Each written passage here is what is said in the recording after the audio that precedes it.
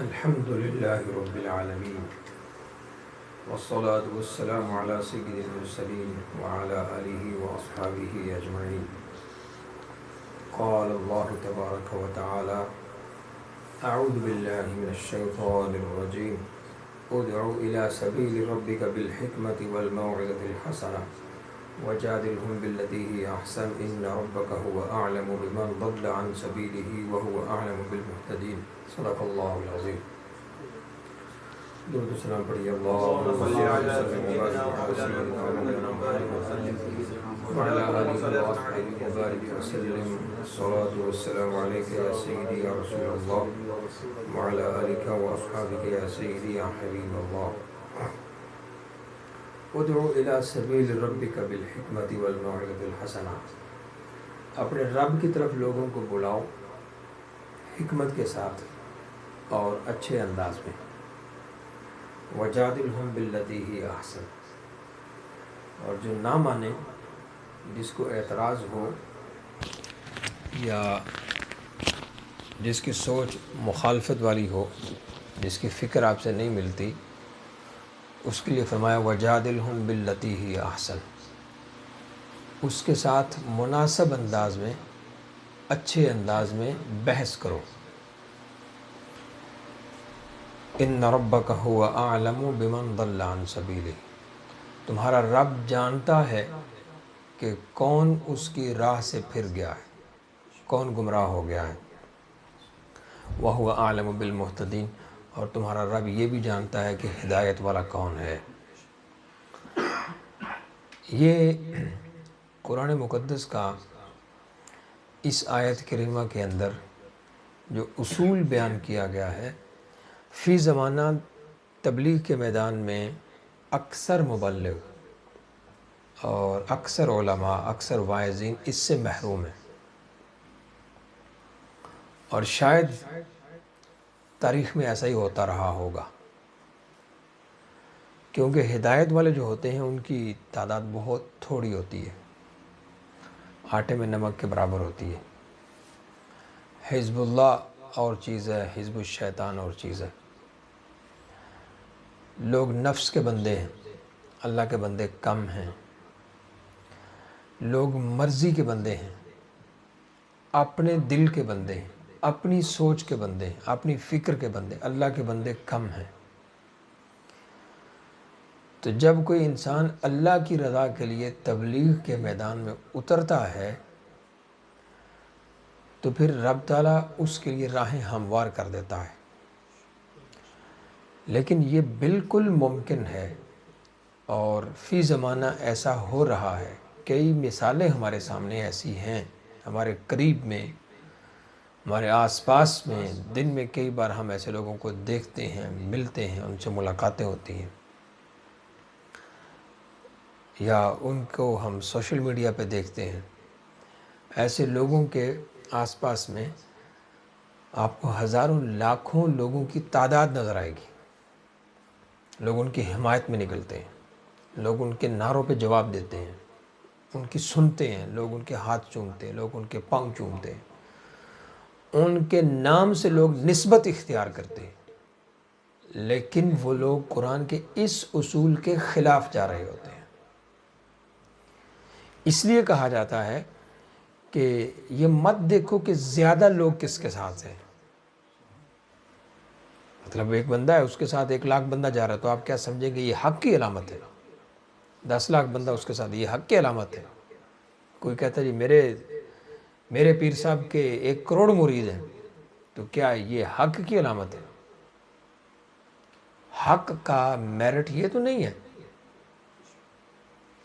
اگر کسی پیر صاحب کی ہم کسی کے ساتھ کوئی ہماری کوئی پرسنل کانفلکٹ تو ہے نہیں ہے، بات تو ہم دین کی کر رہے ہیں، ترجمانی تو ہم قرآن کی کر رہے ہیں، اللہ کا دین کو ہی سمجھنے کے لیے ہم بیٹھے ہیں. ایک بندہ اگر 1 کروڑ مرید رکھتا ہے تو کیا 1 کروڑ مرید ہونا اس کے حق کی علامت ہے؟ کبھی بھی نہیں. اگر یہی ہے تو پھر کربلا میں حق اور باطل کا فرق کرنا تو بہت آسان ہے. اگر میجورٹی کو، کوانٹٹی کو آپ نے دیکھنا ہے تو پھر تو کربلا کا معاملہ بہت آسان ہے، سادہ سا ہے۔ اکثریت تو اس کے ساتھ تھی، یہ تو اقلیت تھی، 72 لوگ سارے۔ تو اکثریت، میجورٹی اور کوانٹٹی ڈزنٹ میٹر، اس کا حق کے ساتھ کوئی تعلق نہیں۔ اور پھر اگر اور آگے آپ جا کے سمجھنا چاہتے ہیں تو میدان بدر میں پھر حق کا فیصلہ آپ کیسے کریں گے؟ کہاں 313، کہاں ہزاروں؟ تو وہ اکیلا جو الٹی سمت چل رہا ہے، ہو سکتا ہے وہی حق پہ ہو، اور وہ سب جو ہوا کے دباؤ کے ساتھ، ہوا کے بہاؤ اور ہوا کے فلو کے ساتھ بہہ رہے ہیں، ہو سکتا ہے وہ سب کے سب باطل ہوں۔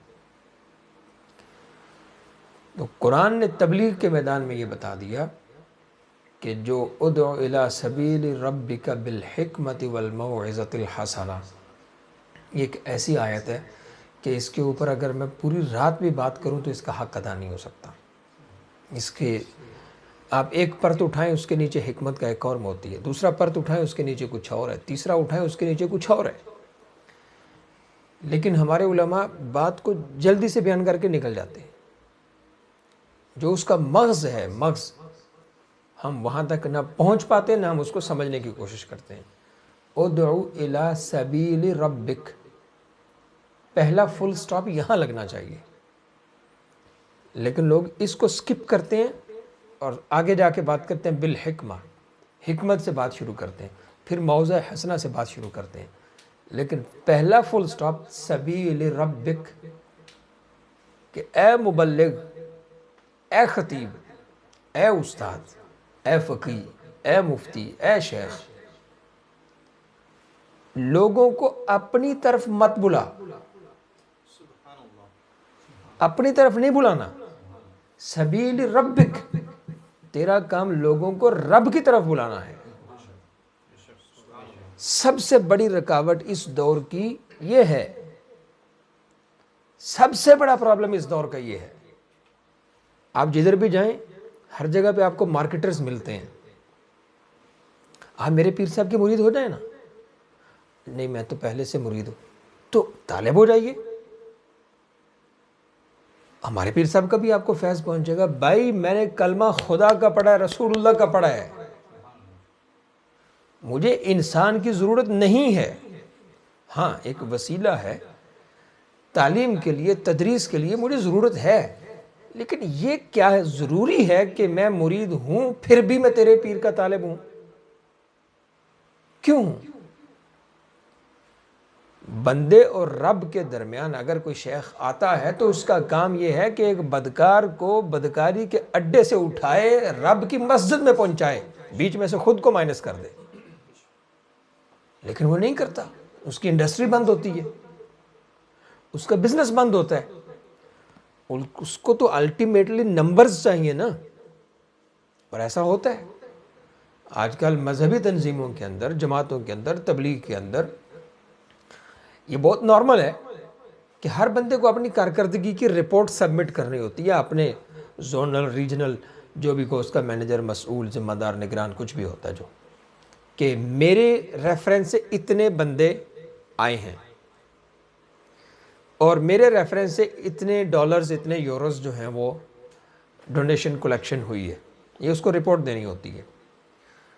ہم اس رپورٹ کے خلاف نہیں ہیں، دین کا کام ہے، پیسہ چاہیے، اس کے بغیر نہیں ہو سکتا، لیکن اس سارے پروسیجر کے اندر، اس سارے سائیکل کے اندر رب کی ذات کہاں ہے؟ آپ بندے کو اٹھا لائے دین کے نام پہ، تبلیغ کے نام پہ، آپ اس کو لے آئے، آئیے ہم آپ کو رب کا دین سکھاتے ہیں، رسول اللہ کا دین سکھاتے ہیں، ہم آپ کو قرآن سمجھاتے ہیں، آپ لے آئے اس کو، لیکن لا کے آپ نے اس کو ایک اور کام کے اندر الجھا دیا، رب سے تو وہ دور ہو گیا۔ تو رب نے اصول یہ بیان کیا کہ ادعو الی سبیل ربک، رب کی راہ پہ لے کے آؤ اسے، اس بدکار کو، اس گناہگار کو، اس کو بے نمازی کو، جس کو قرآن نہیں آتا، جس کو نماز نہیں آتی، جس کو صدقات کا نہیں پتا، پاکی کا، طہارت کا نہیں پتا، اس کو رب کی راہ پہ لاؤ۔ ایسا نہ ہو کہ وہ ہر وقت پیر کے ہاتھ ہی چومتا رہے، ایسا نہ ہو کہ وہ ہر وقت یہی کہ حضور دیدار کروا دیں، مرشد زیارت کروا دیں، مرشد دعا فرما دیں. تو مطلب آپ نے بندے کو، اس انسان کو کسی باہر آوارہ گرد جگہ سے اٹھایا اور لا کے آپ نے ایک انسان ہی کا محتاج اس کو کر دیا. اب وہ جو رب کا مقصود تھا، جو دین چاہتا تھا، جو قرآن چاہتا تھا، وہ کہاں ہے؟ وہ رب کی راہ پہ تو نہیں گیا، آ کے وہ ایک بندے کا محتاج ہو گیا. یہ انڈسٹری ہے، یہ بزنس ہے، یہ کمرشلزم ہے، یہ پروفیشنلزم ہے. یہ سب سے بڑی رکاوٹ ہے اس دور کی. آپ دیکھیں، وہ گھڑی باندھے گا جو مرشد نے باندھی ہے وہی باندھے گا، پگڑی جو مرشد کی ہے وہی، مونچھیں مرشد والی، داڑھی مرشد والی، جیسا بھی ہے. مرشد کی داڑھی چھوٹی اس کی چھوٹی، مرشد کی داڑھی لال اس کی لال، اس کی سفید اس کی سفید. اب اس سارے میں رب کہاں ہے؟ اس سب میں رسول اللہ کہاں ہے؟ اس سب میں قرآن کہاں ہے؟ اس سب میں حدیث کہاں ہے؟ یا تو کوئی ہو نا متبع سنت پیر، ایسا نہ ہو کہ کوئی اسی پہ زور دیتا رہے کہ نہیں یہ جو میرے پیر کی پکڑی ہے یہی سنت ہے، یہی سنت ہے، اور 20 سالوں کے بعد کہے نہیں ہمیں غلطی لگ گئی تھی، یہ سنت نہیں تھی، سنت یہ تھی. مبلغ کا کام، واعظ کا کام، خطیب کا اور استاد کا کام لوگوں کو دنیا سے اٹھا کے رب کی راہ پہ لانا ہے اور پھر حکمت سے کام لینا ہے.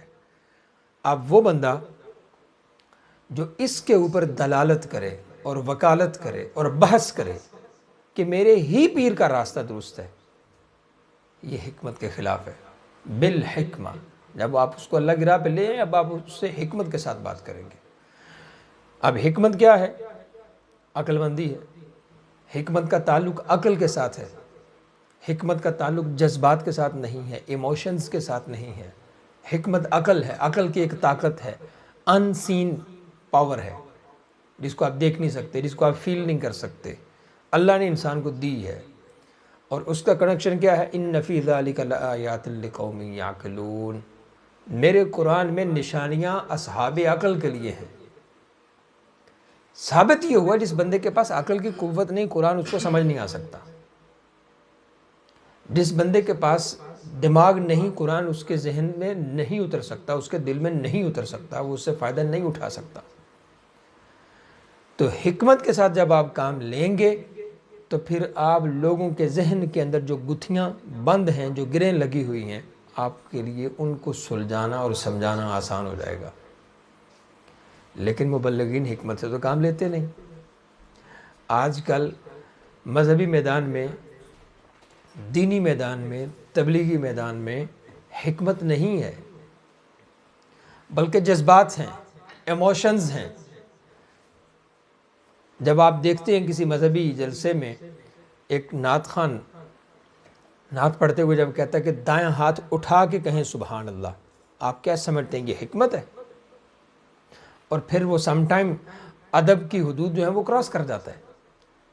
مطلب اگر سٹیج پہ علماء بیٹھے ہیں، مشائخ بیٹھے ہیں، سادات بیٹھے ہوئے ہیں اس کے ساتھ، تو پھر وہ کبھی کبھی مسخرہ بن کے، جوکر بن کے وہ ان کو مخاطب کر کے کہتا ہے آپ بھی ہاتھ اٹھائیں، آپ کیوں نہیں اٹھا رہے؟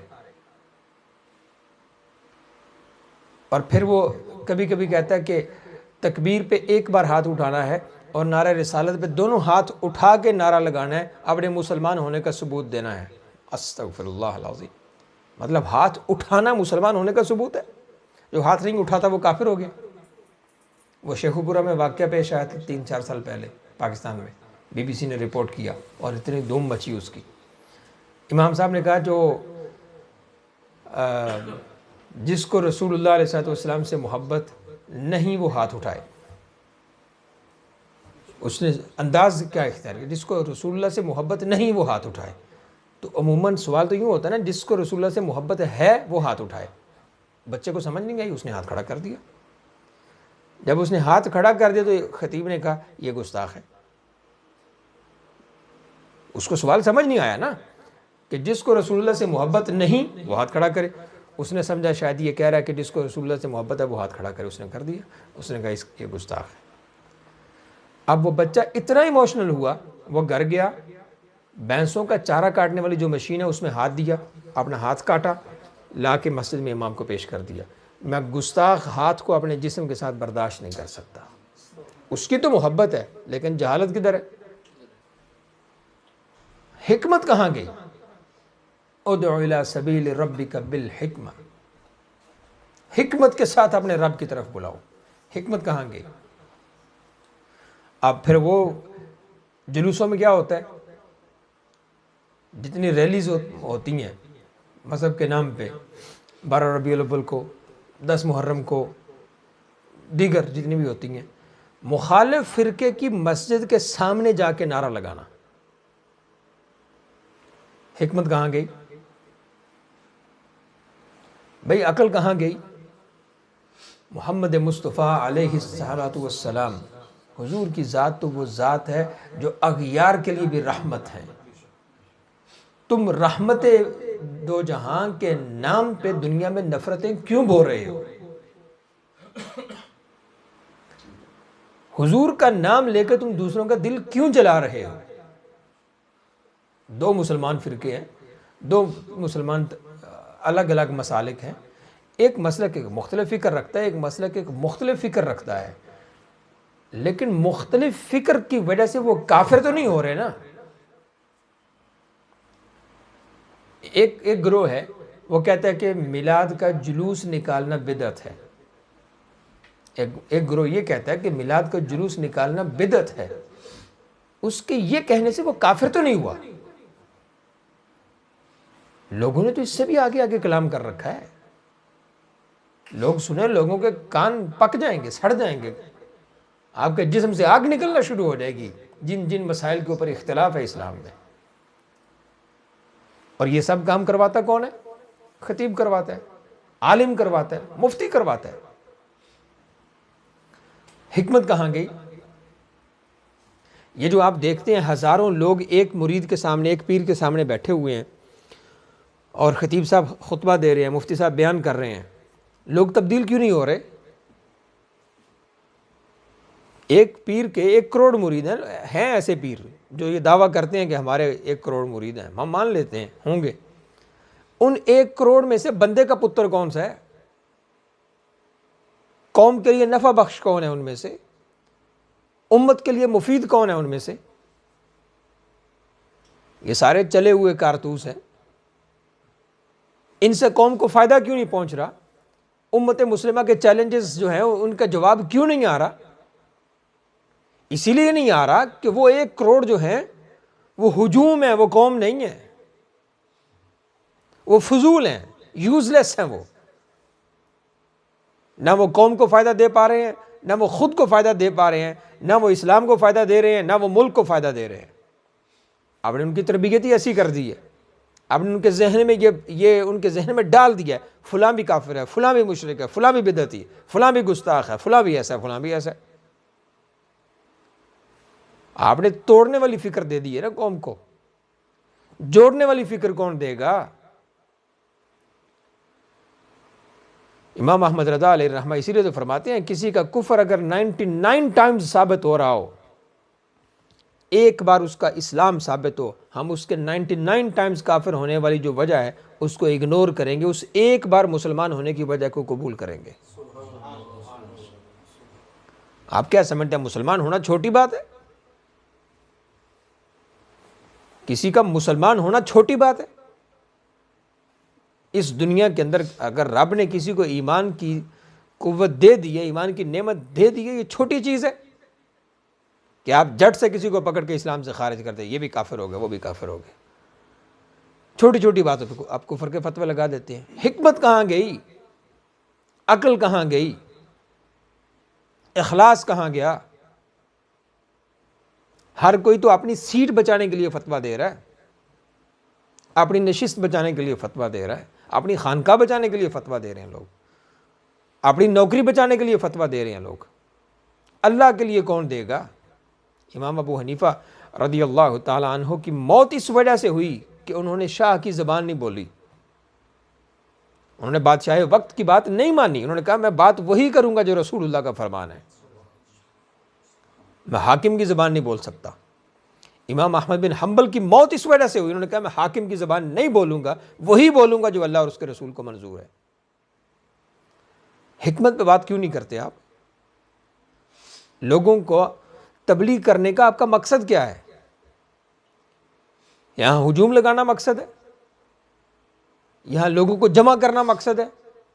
جمع کرنا مقصد ہے تو آپ ایک ہاتھ میں بندر پکڑیں، ایک بکرا پکڑیں، روڈ پہ تماشا لگا لیں، لوگ جمع ہو جائیں گے۔ آپ گلے میں سانپ ڈالیں، لوگ جمع ہو جائیں گے۔ آپ وہاں جا کے کوئی شعبدہ بازی کرنا شروع کر دیں، چہرے پہ رنگ پینٹ کر لیں، ایسے کر لیں، خون نکال لیں، چھری لگا لیں، لوگ جمع ہو جائیں گے۔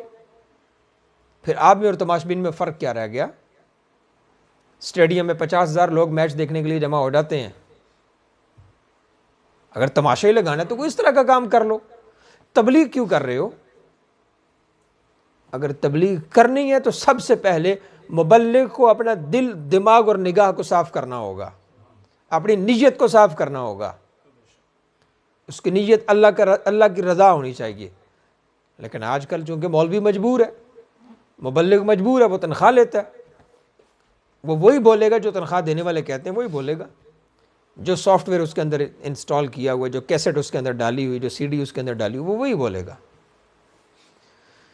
تو عالم دین کے لیے، مبلغ کے لیے اور خطیب کے لیے ضروری ہے کہ وہ حکمت سے کام لے، وہ لوگوں کی عقلوں کو پرکھے، وہ دیکھے میرے سامنے بیٹھے ہوئے لوگ کس لیول کے ہیں، ان کو کس طرح کی ہدایت درکار ہے، کس طرح کی تبلیغ ان کو درکار ہے، ان کے ذہن کیسے ہیں، ان کو کس طرح کی تربیت درکار ہے۔ وہ سب سے پہلے انالائز کرے، سواٹ کرے، دیکھے، سمجھے ان کو کہ ان لوگوں کو کس چیز کی ضرورت ہے۔ ایک بندہ پہلے دین سے دور ہے، میں اس کو لا کے کہوں کہ بس آج کے بعد تیرے ہاتھ میرے ہاتھ میں، میرے ہاتھ تیرے ہاتھ میں، تو میرا مرید، میں تیرا شیخ، بس تجھے کچھ بھی ہو، تجھے بیٹی چاہیے تو مجھ سے دعا کروا، بیٹا چاہیے مجھ سے دعا کروا، بیوی ناراض ہوگی مجھ سے دعا کروا، طلاق دینی تو مجھ سے، نکاح کرنا تو مجھ سے، تو رب کہاں گیا؟ تبلیغ کا تو بنیادی اصول یہ ہے، ادعو الی سبیل ربک، یہاں رکو، اس پہ غور کرو، لوگوں کو اپنے رب کی راہ پہ لاؤ، نہ کہ پیر صاحب کی راہ پہ لاؤ۔ ہم قادری بھی بن جاتے ہیں، نقشبندی بھی، قادری بھی، چشتی بھی، سہروردی، رضوی، برکاتی، اشرفی، سب کچھ ہم ہیں۔ مسلمان کہاں ہیں؟ ہم مسلمان کب ہوں گے؟ اتنی لمبی فہرست ہے ہمارے ناموں کے ساتھ سلسلوں کی۔ اسلام کتنا جانتے ہو؟ 11ویں ٹکا کے دیتے ہو، 12ویں بھی کرتے ہو، 26ویں، 25ویں، 27ویں، اب پتہ نہیں کون سی 31ویں، 32ویں، 33ویں نکال لی ہے۔ اسلام کہاں گیا اس سب میں؟ اور اس سارے جرم کا جو پھانسی کا پھندا ہے وہ مولوی کے گلے میں جائے گا، وہ پیر کے گلے میں جائے گا، وہ مبلغ کے گلے میں جائے گا۔ لیکن معافی تو عوام کو بھی نہیں ہے۔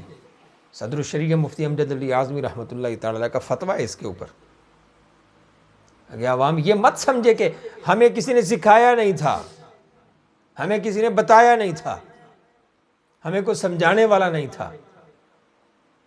شادی کی سمجھ آ گئی ہے اسے کہ شادی کرنی ہے، بچے کیسے پیدا کرنے ہیں، یہ اس کو سمجھ آ گئی، کھانا کیسے، یہ سمجھ ہے، فون کیسے یوز کرنا، فیس بک، واٹس ایپ، سوشل میڈیا، سب سمجھ ہے۔ نہیں سمجھ تو یہ سمجھ نہیں نماز کیسے پڑھنی ہے، قرآن کیسے پڑھنا ہے۔ نہیں سمجھ تو یہ سمجھ نہیں کہ اچھا مولوی کون ہے، برا کون ہے، اچھا استاد کون ہے، برا استاد کون ہے۔ تو یہ کہہ کے آپ جان نہیں چھڑا سکتے۔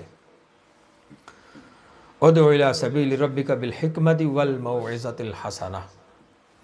تو جب آپ لوگوں کو راہ خداوندی پہ لے آئیں، آپ حکمت سے کام لینا شروع کر دیں، اب آپ کا اگلا جو ٹاسک ہے وہ کیا ہے کہ لوگوں کو اچھے طریقے سے تبلیغ کرنی ہے، موعظۃ الحسنہ۔ اب آپ اس قرآن کو گواہ بنا کے اور اپنے رب کو گواہ بنا کے آپ مجھے بتائیں، اگر قرآن کے اس اصول پہ عمل کر لیا جائے، فرقہ پرستی رہے گی؟ نفرت رہے گی؟ مسلمان آپس میں شیر و شکر ہو جائیں گے۔ لیکن پھر وہی بات ہے کہ مولوی اس کام سے باز نہیں آئے گا۔ اگر یہ کام ختم ہو گیا تو بزنس بند ہو جائے گا۔ موعظۃ الحسنہ کیا ہے؟ آپ بات کریں وہ جو اچھی ہے، آپ منہ سے بات نکالیں گے وہ جس میں خیر ہے، آپ شر والی بات منہ سے نکالیں گے ہی نہیں۔ اسی لیے تو سید عالم علیہ السلام نے فرمایا مومن وہ ہے جو جب بولے تو خیر کی بات بولے گا، اگر اس کے پاس خیر کی بات نہیں تو وہ چپ رہے گا۔ اگر آپ کو خیر کی بات نہیں آتی، اچھی بات نہیں آتی تو آپ چپ رہیں، بولیں نہیں۔ لیکن جب بولنا ہے تو اچھا بولنا ہے. وجادلہم باللتی ہی احسن. اور پھر اگر ضرورت پڑی جائے ڈیبیٹ کی، مناظرہ کرنے کی، تو اچھے انداز میں مناظرہ کرے. احسن، جو اچھا طریقہ وہ اختیار کرے. ہمارے مناظرے کیسے ہیں؟ ایک بڑا مشہور مناظرہ یوٹیوب پہ ہمارے ایک بریلوی پاکستانی عالم کا ایک اہل حدیث پاکستانی عالم کے ساتھ، وہ اس کو باقاعدہ یوں کہتا ہے، اوئے فلانے، اوئے فلانے. اور جب یہ اس کو اوئے کہتا ہے نا، اس کو نیچا دکھانے کے لیے، تو پیچھے سے 2-3 لپاڑے جو ہیں وہ اس کو تھپکی دے رہے ہیں. اور یہ علماء ہیں، اس کے سامنے صحاح کی تمام کتب کے سیٹ پڑے ہوئے ہیں، قرآن کی تمام تفاسیر اس کے. مطلب اب کسی کو اگر برا نہ لگے، اگر لگ بھی جائے تو ہمیں تو نہیں لگتا کہ گدھے کے اوپر آپ کتابیں لاد دیں تو اس سے کیا ہوگا.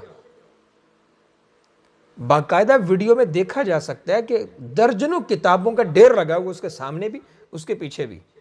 صحاح کی کتب اس کے سامنے پڑی ہوئی ہیں، قرآن کی تفاسیر اس کے پاس پڑی ہوئی ہیں، عقائد کی کتب اس کے پاس پڑی ہوئی ہیں، تاریخ کی کتب اس کے سامنے پڑی ہوئی ہیں، آگے پیچھے. اور باقاعدہ مناظر صاحب کے دائیں بائیں فل پروٹوکول کے ساتھ دیگر مناظر بیٹھے ہوئے ہیں. نارمل عام بندے نہیں، مناظر بیٹھے ہوئے ہیں اور تھپکی دے رہے ہیں، وہ تھپکی دے رہے ہیں. وہ اس کو اوئے کہہ رہا ہے، وہ اس کو اوئے، ایسے انگلی کے اشاروں کے ساتھ، اوئے تیری ایسے کر دوں گا میں، تجھے ایسے کر دوں گا، تجھے یہ کر دوں گا. وجادلہم باللتی ہی احسن. اگر مناظرے کی ضرورت پڑی جائے تو اچھے انداز میں بات کرو. گالی نہیں دینی کسی کو،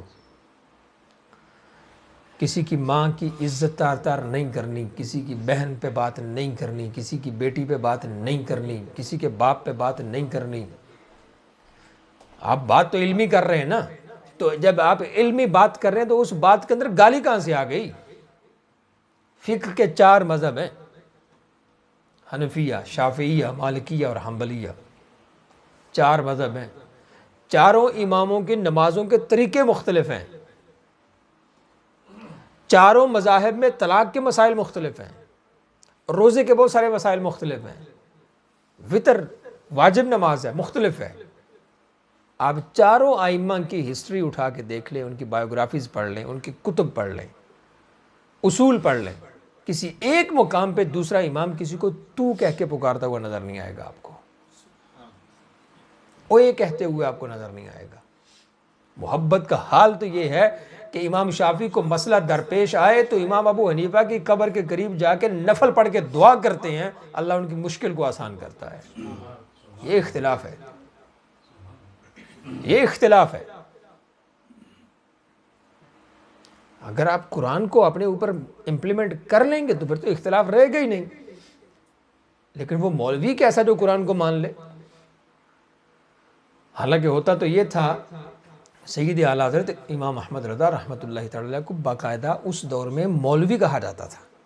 مولوی احمد رضا خان صاحب، اعلیٰ حضرت مجدد دین و ملت، امام اہل سنت، کشتہ عشق و رسالت، یہ سب تو ہم نے کہنا شروع کیا نا، کل کی بات ہے بھائی.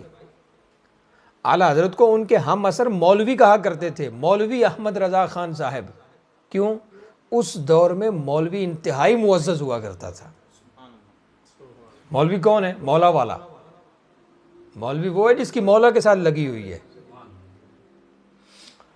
لیکن آج حشر دیکھ لیں آپ، تو اگر کسی کے ساتھ بحث کی ضرورت پڑ جائے تو بڑے احسن انداز میں، بڑے مناسب انداز میں آپ بات کریں. لیکن ایک مسئلہ عوام کا بھی ہے کہ آپ جتنے مرضی احسن انداز میں بات کریں، کتے کی دم سیدھی نہیں ہو سکتی. کچھ جاہل ایسے ہیں جو کسی صورت بھی سیدھے نہیں. آپ ان کو قرآن گول کے پلا دیں، آپ حدیث پوری کی پوری ان کو پانی میں مکس کر کے ان کے اندر انڈیل دیں، آپ حدیث کی کتابوں والی قبر کے اندر اس کو دفن کر دیں، وہ نہیں سمجھ سکتا. میرا پرسنل ایکسپیرینس ہے یہ، ایک بار کا نہیں کئی بار کا. کئی بندوں کو میں پکڑ پکڑ کے لایا ہوں، آؤ تمہیں دین سکھاؤں، آؤ تمہیں یہ بتاؤں، آؤ یہ تمہارے اندر یہ خامی ہے، اس کو ٹھیک کر لو، ٹھیک کر لو. جی حضور، جی حضور، جی حضور، جی. اور جیسے ہی حضور کا سایہ دور ہوا وہ واپس وہیں پہ کہ وہیں. کچھ لوگ نہیں سدھرتے. جب نہیں سدھرتے تو اس کا بھی قرآن نے حل بتایا ہے.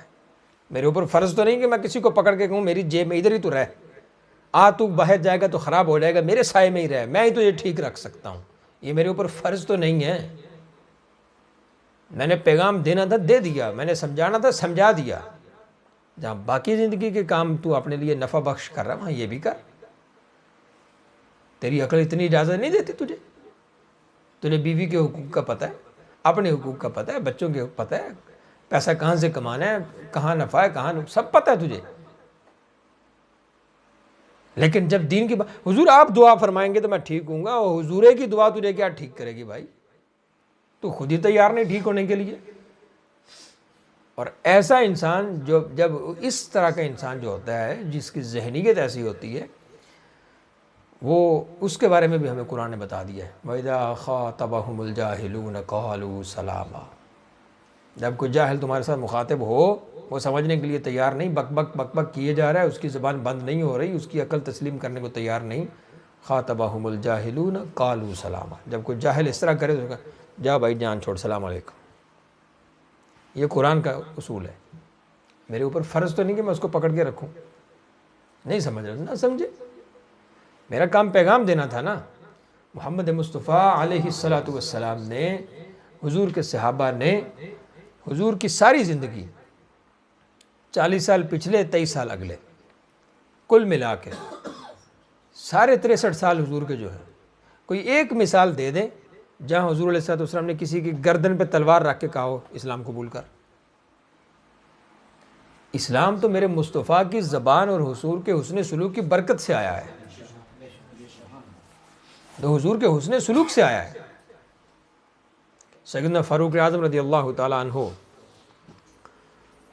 سیریا کے شام اور واپس آ رہے تھے، تو کسی ایک جگہ پہ پڑاؤ کیا، رکے، تو آپ اپنی رعایا سے خوب واقف ہوتے تھے، لوگوں کے مسائل سے حضرت فاروق اعظم واقف ہوتے تھے، لوگوں کے مسائل کیا ہیں۔ تو وہاں قریب ایک جھونپڑی تھی، ایک خاتون وہاں رہتی تھی، کو ٹینٹ لگا کے، تو حضرت فاروق اعظم رضی اللہ تعالیٰ عنہ نے دیگر اصحاب سے کہا کہ آپ لوگ میرے پیچھے مت آئیے، میں جا رہا ہوں اس کی خبر گیری کرنے کے لیے، کوئی میرے پیچھے مت آئے تاکہ اس کو پتہ نہ چلے کہ یہ حاکم وقت ہے، امیر المومنین ہے۔ تو حضرت فاروق پاک رضی اللہ تعالیٰ عنہ اس جھونپڑی کے اندر چلے گئے، تو وہ خاتون وہاں رہتی، جا کے السلام علیکم، علیکم السلام، آپ کیسی ہیں، خیریت سے ہیں، حال احوال دریافت کیا۔ تو پھر کہا عمر کے بارے میں آپ کیا کہتی ہیں؟ تو مائی صاحبہ نے بڑی سخت قسم کی بات کی، انہوں نے کہا میں نے عمر کے بارے میں کیا کہنا ہے، مجھے پتہ چلا ہے آج کل شام کے سفر پہ گیا ہوا ہے، تو لیکن جب سے حاکم بنا وہ میری خبر لینے نہیں آیا۔ تو حضرت عمر رضی اللہ عنہ فرماتے ہیں کہ پھر آپ کا ان کے بارے میں کیا خیال ہے؟ میں تو اللہ کی بارگاہ میں بہت بڑا کیس پیش کروں گی، میں تو بتاؤں گی کہ وہ ایسے ایسے ایسے ایسے ایسے، اس کے دور میں نہ مجھے کوئی درہم ملا، نہ کوئی دینار ملا، نہ کوئی پیسہ ملا، نہ مجھے کوئی کھانے کو ملا، نہ میری کوئی لائف اچھی ہوئی، میرا لائف سٹینڈرڈ ویسے کا ویسا ہے، غریب سے غریب تر ہوتی جا رہی ہوں، تو میں تو اللہ کی بارگاہ میں اس کا مقدمہ پیش کروں گی، سزا دلواؤں گی۔ اور ایک اور سخت جملہ کہا جو میں نہیں اپنی زبان پہ لا سکتا۔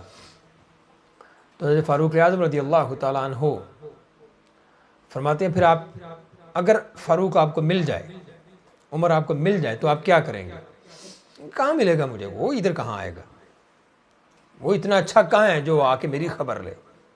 حکمرانوں کے بارے میں تو یہی خیال ہوتا ہے نا عوام کا۔ تو انہوں نے کہا کہ اگر مل جائے، میں عمر کا خیر خواہ ہوں، میں عمر کا دوست ہوں، میں آپ کا پیغام اس تک پہنچا سکتا ہوں، تو کیسے آپ، کیا کمپنسیشن کیا ہے اس کی، آپ اس کا گناہ کیسے معاف کریں گی؟ تو شاید غالباً خاتون نے کہا میں مجھے 25 درہم دے، کچھ ایسے کر کے کوئی رقم کہی، تو میں اس کو معاف کروں گی، اس نے میرے اوپر ظلم کیا، جب سے حاکم بنا میری خبر لینے نہیں آیا۔ تو حضرت عمر رضی اللہ تعالیٰ عنہ نے جب یہ بات سنی تو سیدنا علی اور سیدنا عبداللہ ابن مسعود رضی اللہ تعالیٰ عنہما یہ دونوں اچانک آ گئے اور آ کے کہتے ہیں السلام علیکم یا امیر المؤمنین۔ اب اس خاتون نے سنا تو وہ کانپ اٹھی، اس نے کہا اللہ اکبر، یہ امیر المومنین ہی سے میں مخاطب ہوں، یا اللہ مجھے معاف فرما، اے عمر مجھے معاف کر دینا، میں نے آپ کے منہ پہ آپ کو یہ سب کچھ اتنا سخت جملے کہے۔ یہ وہ لوگ تھے جو حکمت سے کام لینے والے تھے۔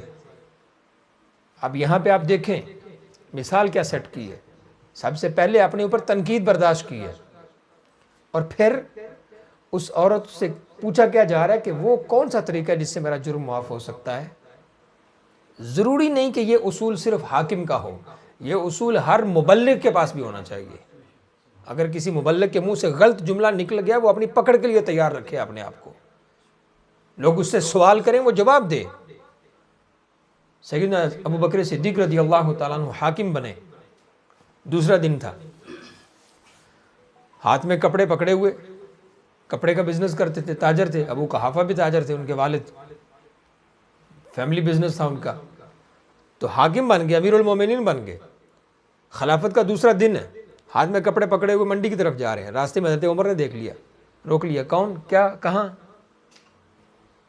کہا میرا کام ہے وہ کرنے جا رہا ہوں۔ انہوں نے کہا حضور کام کرنے کے دن گئے، اب آپ بیت المال سے تنخواہ لیتے ہیں، یہ بزنس کرنا آپ پہ حرام ہے۔ اور پکڑ کے ان کو حضرت عبیدہ کے پاس لے گئے اور وہاں جا کے ان کی تنخواہ مقرر کی، نہیں اتنی تنخواہ دیں گے، آج کے بعد یہ بزنس نہیں کریں گے۔ جب کوئی بندہ دینی اعتبار سے اپوائنٹڈ ہوتا ہے تو اس سے کوسچن کیا جا سکتا ہے، اس سے سوال کیا جا سکتا ہے، لیکن قرآن نے اصول بتایا وَجَادِلْهُمْ بِالَّتِي هِيَ أَحْسَنُ، مناسب انداز میں کرنا ہے، تذلیل نہیں کرنی، کسی کی تحقیر نہیں کرنی، انسلٹ نہیں کرنی، کسی کی سیلف ایکچوالائزیشن کو ڈیمیج نہیں کرنا، عزت نفس کو مجروح نہیں کرنا۔ یہ چیز آج ہمارے اندر نہیں ہے۔ اور پھر اس کے بعد رب تعالیٰ کہتے ہیں اِنَّ رَبَّكَ هُوَ أَعْلَمُ بِمَنْ ضَلَّ عَنْ سَبِيلِهِ۔ اب یہ وہ معاملہ ہے، یہ آیت جو ہے نا، میں چاہتا ہوں کہ اس کے اوپر بہت بڑے سیشنز ہوں، اس ایک آیت کے اوپر بہت بڑے بڑے سیشنز ہوں، ہر مفسر اپنے انداز میں اس کی تفسیر بیان کرے۔ اور آپ میرے یہ الفاظ مارک کر لیجئے، آپ چوٹی کے دنیا کے 10 مبلغ مفسر لے کے ہیں، مبلغ نہیں مفسر، جو قرآن کی تفسیر کا علم جانتے ہیں، قرآن کی تفسیر کا ایک الگ سے علم ہے، جو تفسیر کا علم جانتے ہیں ان سے اس کی تفسیر الگ الگ سنیے، ہر مفسر سے آپ کو الگ علم کے موتی اس کے اندر ملیں گے، ہر مفسر سے۔ اب یہ جو نقطہ ہے ان ربک هو اعلم بمن ضل عن سبیلہ، اس کے اندر بہت کچھ ہے۔ سب سے پہلے فرمایا اپنے رب کی راہ پہ لانا لوگوں کو، پیر کی راہ پہ نہیں لانا، رب کی راہ پہ لانا ہے، پھر حکمت، پھر موعظہ حسنہ، اور موعظہ حسنہ کے بعد فرمایا اگر کسی سے بحث کرنے کی ضرورت پڑ جائے، ڈیبیٹ کرنی پڑ جائے، مناظرہ کرنا پڑ جائے تو احسن انداز میں کرنا ہے، گالی نہیں دینی۔ اتنے کام اپنے 5 کام کر لیے، اب 5 کام کرنے کے بعد رب تعالیٰ نے کہا بھائی تیرا کام اب ختم ہو گیا، ان ربک هو اعلم، رب جانتا ہے کہ دعوت دیتے وقت تیری نیت کیا تھی، واقعی تو اللہ کی رضا کے لیے بلا رہا تھا یا اپنی خانقاہ بچا رہا تھا، اپنے مرید بنا رہا تھا، رب جانتا ہے۔ ان ربک هو اعلم، رب جانتا ہے بمن ضل عن سبیلی، وہ یہ بھی جانتا ہے کہ کون اس کی راہ چھوڑ کر گمراہ ہوا۔ اب ہم کہتے ہیں فلاں مولوی صاحب تو گمراہ، یہ تو ہیں ہی گمراہ، ارے نہیں اس کے پاس مت جاؤ، یہ تو تمہیں گمراہ کر دے گا۔ ایسا کہنے والے کی خدا زبان بند کر دے، اس کی زبان خدا پکڑ لے۔ لوگ اللہ کے کام اپنے ہاتھ میں لیتے ہیں، جو کام رب کے ہیں وہ اپنے ہاتھ میں لے رہا وہ، کیوں؟ رب کہہ رہے میں جانتا ہوں کون گمراہ ہے، تو کون ہوتا ہے لوگوں کے فیصلے کرنے والا؟ ہاں مفتیان اکرام کو یہ اختیار حاصل ہے، وہ فتویٰ دے سکتے ہیں، لیکن آج کل تو ہر مولوی جس کو قرآن سیدھا پڑھنے وہ فلاں گمراہ، خبردار اس کے پاس مت جائیو، یہ تو تمہارا بیڑا گرک کر دے گا بھائی، یہ تو ہے ہی گمراہ، یہ تو مکار ہے، یہ تو عیار ہے، یہ پیچھے میں جانتا ہوں اس کو، میں اس کو 7 نسلوں سے جانتا ہوں، تجھے تو یہ بھی پتہ نہیں کہ تو جس کو اپنا باپ کہتا ہے وہی تیرا باپ ہے، یہ کوئی اور ہے، تو دوسروں کے فیصلے کرنے نکلا ہے۔ ان ربک هو اعلم بمن ضل عن سبیل، وہ تیرا رب ہے جو جانتا ہے کہ کون گمراہ ہے۔ وَهُوَ أَعْلَمُ بِالْمُهْتَدِينَ، اور رب یہ بھی جانتا ہے کہ ہدایت والے لوگ کون سے ہیں۔ تو مت پرکھ کسی کو۔ آج کل لوگ ٹٹولتے ہیں، اذان سے پہلے درود پڑھنا جائز ہے؟ نہیں میں تو نہیں پڑھتا، تو آپ تو گستاخ ہیں۔ اب یہاں میں ایک بات کرنے لگا ہوں، آپ سب کے لیے یہ بات نئی ہے۔ ہمارے بابا جی شیخ الحدیث علامہ خادم حسین رضوی رحمۃ اللہ تعالی علیہ، وہ جن بزرگوں کے مرید ہیں ان کی مساجد میں آج بھی اذان سے پہلے اذان کے بعد درود نہیں پڑھا جاتا۔ اب بابا جی کی سنیت میں جو شک کرے گا وہ خود سنی رہے گا؟ یہ فیکٹ بیان کر رہا ہوں، ریکارڈڈ ہے میرا بیان، آپ سنا دیں جس کو مرضی۔ ان کی مساجد جو خانقاہ گلہار شریف ہے، ان کی مساجد میں آج بھی اذان سے پہلے اذان کے بعد درود نہیں پڑھا جاتا، اور حضرت قبلہ بڑے حضرت صاحب رحمۃ اللہ تعالی علیہ نے اپنے ملفوظات میں لکھا ہے، کیونکہ ایسا ہوا نہیں کبھی اس لیے ہم نہیں کرتے۔ تو اس کا مطلب یہ نہیں کہ آپ پڑھنا چھوڑ دیں، آپ پڑھیں، لیکن کچھ چیزیں ایسی ہیں جو عوام نے فرض کر رکھی ہیں۔ مجھے اچھی طرح سے یاد ہے، میں کالج میں تھا تو وہاں شاید ایگزامینیشن ہال تھا، تو اس کے ساتھ ہی کیونکہ پہلے کبھی جانا نہیں ہوتا تھا تو ہم ایک بار وہاں گئے، تو اس کے ساتھ ایک مسجد تھی، تو میرے ساتھ کو 8-10 دوست تھے، تو ظہر کی نماز کا وقت ہو گیا، تو ہم مسجد میں نماز کے لیے چلے گئے۔ ٹوپی تو ہر وقت ہماری جیب میں ہوتی تھی، تو نماز کا وقت ہوا، ہم نے وضو کیا، سر پہ ٹوپی پہنی اور نماز شروع کر دی۔ قیام شروع ہو چکا ہے، ہم پہلی رکعت میں ہیں، ایک بوڑھے بابا جی آئے، انہوں نے باقاعدہ نماز کی حالت میں میرے سر پہ پگڑی باندھی۔ میں کہا یہ بغیر پگڑی کی نماز پڑھا رہے، نماز ہی نہیں ہوگی۔ اس جہالت کا کون ذمہ دار ہے؟ نماز کی حالت میں آپ کسی کے سر پہ ٹوپی نہیں رکھ سکتے، ننگے سر کو نماز پڑھ رہا پڑھنے دو اس کو، آپ نہیں رکھ سکتے ٹوپی۔ ہاں اس کی ٹوپی گر جائے اٹھا کے رکھ لے ایک ہاتھ سے، الگ بات ہے۔ اس نے باقاعدہ میرے سر پہ پگڑی باندھی، ٹوپی ہے میرے سر پہ پہلے سے، پھر بھی اس نے پگڑی باندھی۔ اب کوئی پوچھے یہ شریعت کہاں سے آئی ہے، اس کو کس نے سکھایا یہ جہالت ہمیں دور کرنی ہوگی۔ ہم اللہ کے بندے ہیں، رسول اللہ کے امتی ہیں، ہم کسی پیر کے نہ نوکر ہیں، نہ ہم اس کی شریعت کو تسلیم کرتے ہیں۔ یہ سب اللہ کے بندے ہیں، یہ سب رسول اللہ کے غلام ہیں۔ شریعت رسول اللہ کی ہے، کسی پیر کی نہیں، کسی فقیر کی نہیں، کسی ولی کی نہیں، کسی غوث کی نہیں، کسی صحابی کی نہیں۔ شریعت محمد رسول اللہ کی ہے، بس اس سے کم اس سے زیادہ کچھ نہیں قبول۔ قانون وہی ہے جو رسول اللہ نے بنا دیا ہے۔ اسلامی قانون جو اخذ کرنا ہے، قانون کی تشریح صحابہ کر سکتے ہیں، قانون کے اوپر امپلیمنٹیشن، اس کا نفاذ صحابہ نے کیا ہے۔ ابو بکر صدیق نے اپنی طرف سے کوئی قانون نہیں بنایا، انہوں نے وہی قانون چلایا جو رسول اللہ علیہ السلام کا قانون ہے۔ لہذا یہ جو جہالت اس دور میں آ چکی ہے، اس کو کم کرنے کا طریقہ یہی ہے کہ آپ اپنا تعلق اس کتاب سے جوڑیں، اس کو پڑھنا شروع کریں۔ یہ وہ حکمت کے موتی ہیں، یہ وہ کتاب ہے جس کے اندر برکت ہے، یہ وہ کتاب ہے جس کے اندر حکمت ہے، یہ وہ کتاب ہے جس کے اندر علم ہے، یہ وہ کتاب ہے جس کے اندر حق ہے۔ اس کے علاوہ جو کچھ ہے اس میں شک ہے، یہ حق ہے۔ بخاری کے اندر متعدد روایات غلط ہیں، ضعیف ہیں۔ مسلم کے اندر بہت کچھ ضعیف ہے، متروک روایات ہیں، موضوع روایات ہیں، غیر صحیح روایات ہیں۔ اس میں جو ہے وہ حق ہے، اس کی زبر زیر اور پیش میں بھی شک کرنا کفر ہے، کیونکہ اس کا تو ذمہ رب نے لے لیا، اِنَّا نَحْنُ نَزَّلْنَا الذِّكْرَ وَإِنَّا لَهُ لَحَافِظُونَ۔ یہ ہم نے اتاری ہے، اس کی حفاظت کے ذمہ دار بھی ہم ہیں، کوئی اس میں شک نہیں کر سکتا۔ جس نے شک کیا وہ آج بھی ذلیل ہے۔ بکری کھا گئی تھی، تو جس کی بکری کھا گئی تھی اس کا تو اسلام ہی نہیں رہا نا، سیدھی سیدھی رب تعالیٰ کی ذات پہ یہ تہمت ہے۔ جو بندہ یہ عقیدہ رکھے کہ قرآن کے کچھ پارے بکری کھا گئی تھی، وہ بندہ سیدھا سیدھا رب تعالیٰ کی ذات پہ شک کر رہا ہے، کیونکہ رب کہہ رہا ہے کہ میرا اتارا ہوا ہے، میں اس کا حافظ ہوں، اس کی حفاظت کرنے والا میں ہوں۔ تو اپنا تعلق اس کتاب سے جوڑو، اس کو سمجھو، اس کو پڑھو، اس سے جو نتیجہ اخذ ہوگا وہ خیر کا ہوگا۔ اس کے علاوہ جو کچھ بھی ہے اس میں غلطی ہو سکتی ہے، غلطی کا امکان ہے اس کے اندر۔ تو ادعو الی سبیل ربک بالحکمہ، اپنے رب کی راہ پہ بلانا ہے، حکمت کے ساتھ بلانا ہے، اور جب بات کرنی ہے تو منہ سے خیر کا جملہ نکالنا ہے، شر کا جملہ نہیں نکالنا۔ مومن وہی ہے جو جب بولے تو خیر کا جملہ بولے، اگر اس کے پاس بولنے کے لیے خیر نہیں تو وہ چپ رہے۔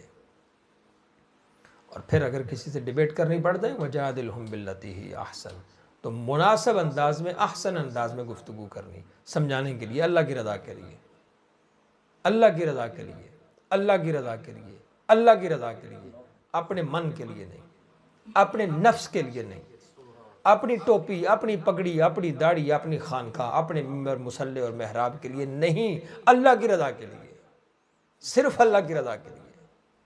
من احب للہ وابغض للہ ومنع للہ فقد استکمل الایمان، جس نے اللہ کے لیے محبت کی، جس نے اللہ کے لیے غصہ کیا، جس نے اللہ کے لیے کسی کو منع کیا، فقد استکمل الایمان، اس کا ایمان مکمل ہوگا۔ سو یہ مارکیٹنگ کا بزنس، آپ مرید ہیں میرے پیر کے طالب ہو جائیں، یہاں سے بھی فیض لیں۔ کون سا فیض ہے تیرے پاس جو کسی اور کے پاس نہیں؟ یہ کون سی سپلائی چین ہے، کون سا ایسا تیرے پاس سٹاک ہے جو کسی اور کے پاس نہیں؟ وہ محمد مصطفیٰ کی ذات بہت بڑی ذات ہے۔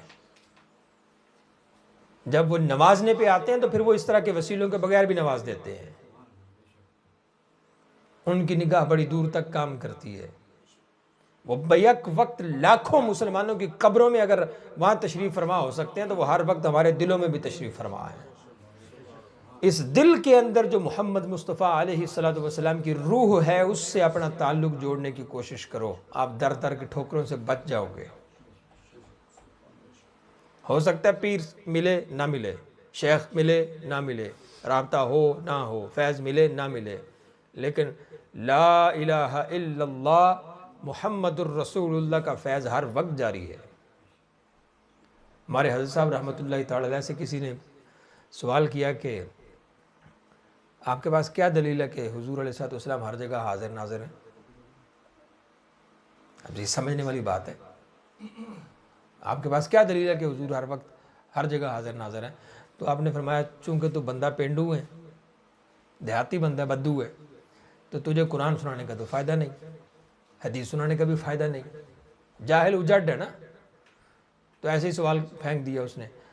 تو آپ نے فرمایا پڑھ لا الہ الا اللہ۔ اس نے کہا لا الہ الا اللہ۔ تو فرمایا اب محمد رسول اللہ مت کہنا۔ کہتا پھر تو میں مسلمان ہی رہوں گا۔ تو آپ نے فرمایا اس سے بڑی حضور کے حاضر ہونے کی اور کون سی دلیل ہے کہ تو لا الہ الا اللہ مان رہا ہے، اور اگر تو محمد رسول اللہ نہ مانے، محمد تیرے دل میں موجود نہ ہو تو مسلمان ہی نہیں رہتا۔ اگر کسی بندے کے دل میں محمد رسول اللہ نہیں تو وہ مسلمان رہے گا۔ تو اب یہ قرآن کے اس حکم پر عمل ہے، وَجَادِلْهُمْ بِالَّتِي هِيَ أَحْسَنُ۔ اگر کوئی بدو آپ کے پلے پاڑی جائے، کوئی جڈ، کوئی جاہل، تو اس کو مناسب انداز میں سمجھانا ہے۔ اگر میں اس کے سامنے قرآن کے دلائل شروع کر دوں، کیا فائدہ؟ ایک نابینا ہے، آپ اس کو سامنے آپ لے جائیں، یہ سونا ہے، یہ 22 کیرٹ ہے، یہ 24 کیرٹ ہے، یہ 18، یہ 20، اس کو کیا پتا یہ کیا ہے؟ ایک نابینا بندہ دیکھ نہیں سکتا، اس کو کیا پتا سونا کیا ہے، گولڈ کیا ہے؟